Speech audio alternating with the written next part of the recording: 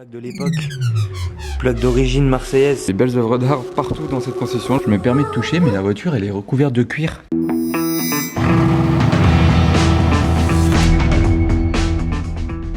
Hello everybody, this is Philippe.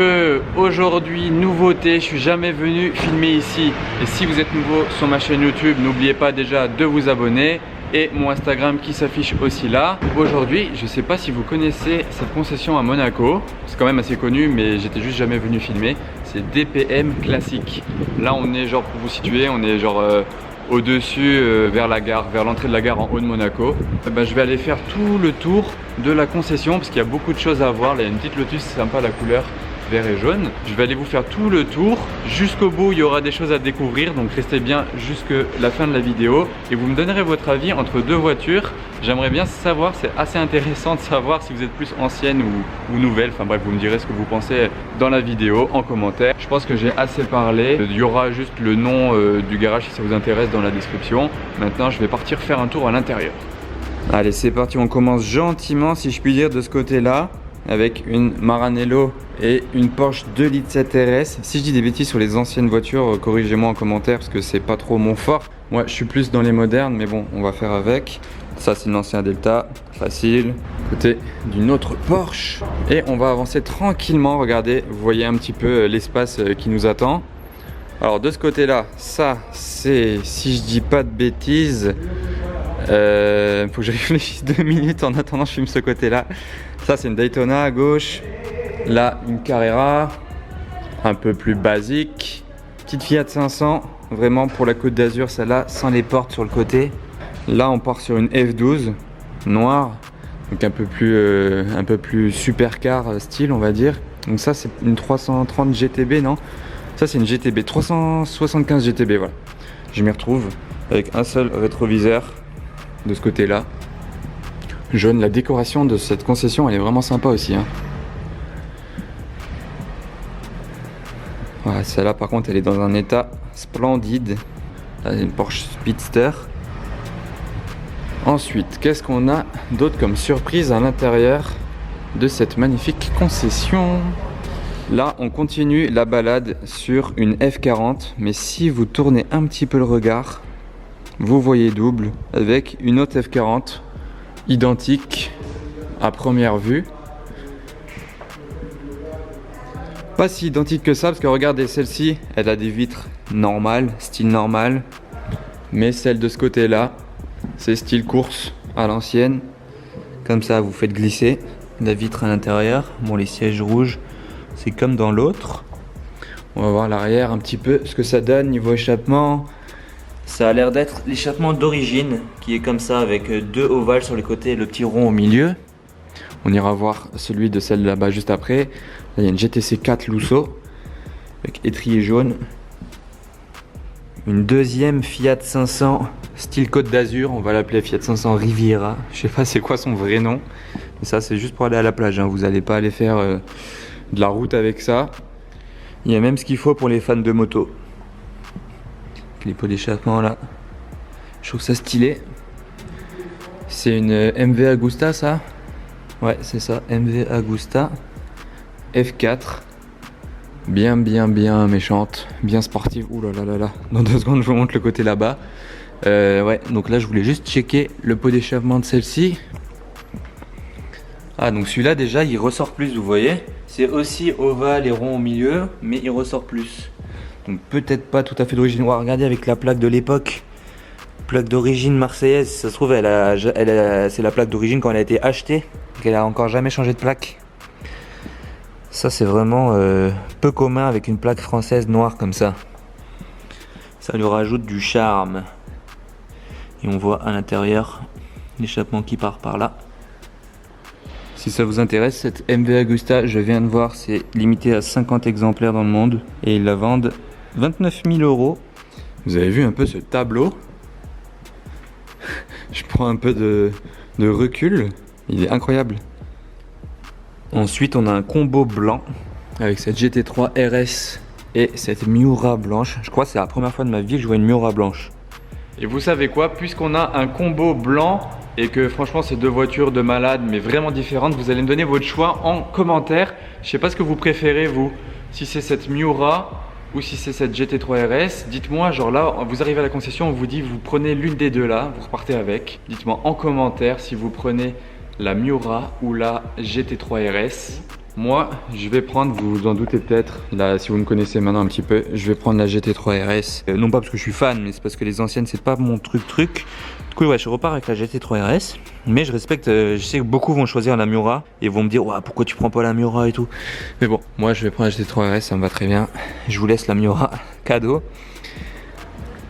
Elle est en super état aussi, comme toutes les voitures ici, hein. Et de ce côté-là, qu'est-ce qui se cache derrière la Miura? Je vous fais quand même voir la Miura de l'avant 3/4 comme ça.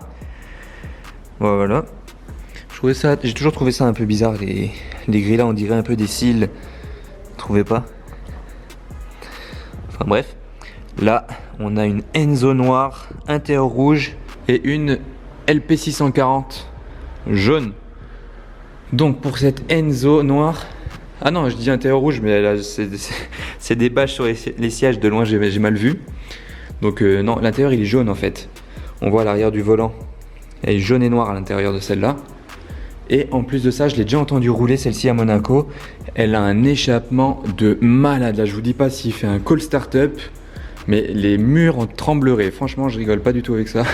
Je blague pas, je voulais dire. Et là, bah voilà, jaune et noir, c'est pareil que dans celle-là. Imaginez en fait cet intérieur dans la Enzo, c'est ça. C'est jaune et noir. J'essaie de vous le faire voir un petit peu comme ça. Donc là c'est une LP640 de V12 en fait. On voit le V12 ici, Lamborghini. Comme il y a le V12 de l'autre côté, Ferrari. 2 salles, 2 ambiances. Ferrari vs Lambo. Mais bon, elles sont pas trop comparables les deux là. Encore une moto pour les fans de moto. Après, je sais pas s'il y a des fans d'art dans mes followers aussi, mais vu qu'il y a vraiment des belles œuvres d'art partout dans cette concession, je vous les montre au passage. Regardez ce beau tableau. Ça là-bas, là des sortes de, comme si c'était des taches. Tac.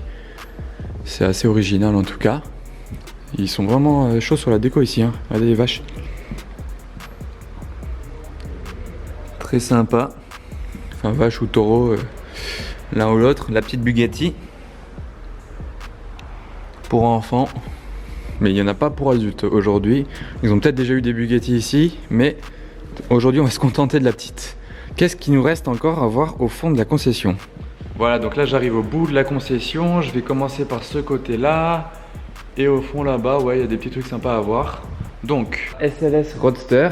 Il faut savoir un truc sur les SLS, c'est qu'elles sont plus rares en Roadster qu'en coupé. Et ça, c'est pourquoi à votre avis? C'est parce qu'en fait sur les SLS, l'intérêt des SLS coupés, c'est les portes papillons comme les 300 SL en fait.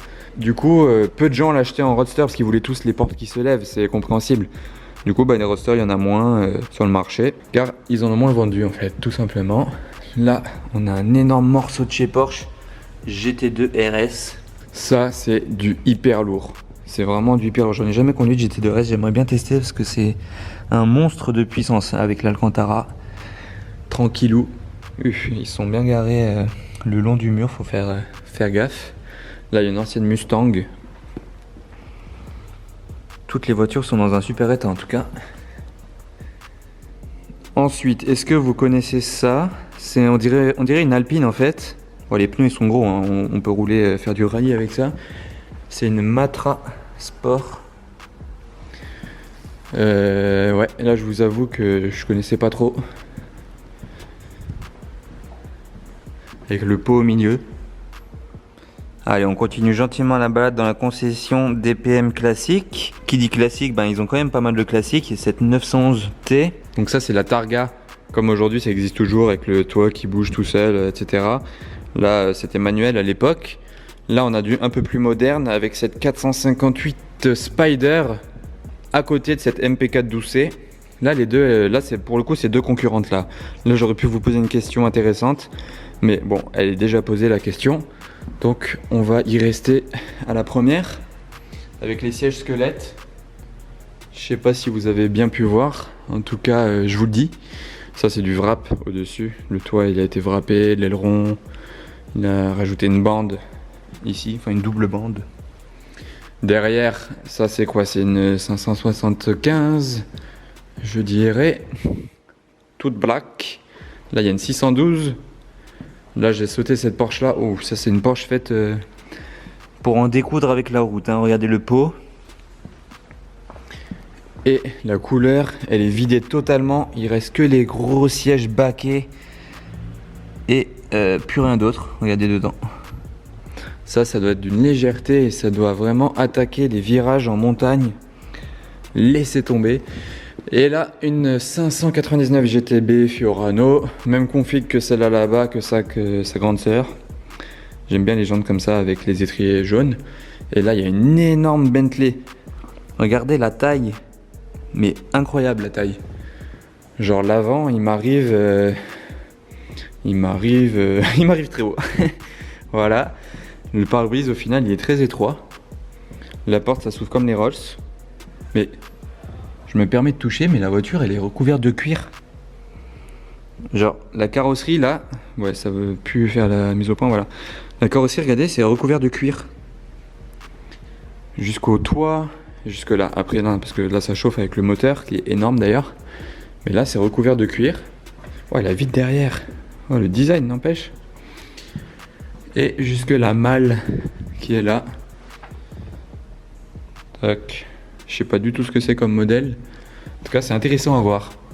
En tout cas c'est la première fois de ma vie que je viens dans cette concession pour filmer. J'étais déjà venu ici pour faire des photos, des fois voir les voitures, bon, des petites photos, mais j'avais jamais fait de vidéo à l'intérieur. Donc je repasserai, si ça vous a plu, je repasserai souvent voir les nouveautés parce que ça rentre, ça sort. Il y a pas mal de mouvements ici. Donc je repasserai vous filmer, même si je fais pas une vidéo complète, j'inclurai ça dans des vlogs de Monaco. Dites-moi en commentaire ce que vous en pensez. Parce que je pense que ça peut être une bonne idée de voir un petit peu le stock qui passe ici.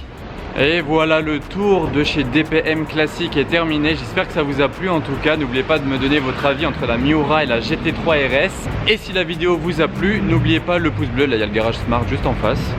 Ouais, donc n'oubliez pas le pouce bleu au passage, bleu comme ma casquette. Allez, à bientôt les amis pour de nouvelles aventures. Ciao!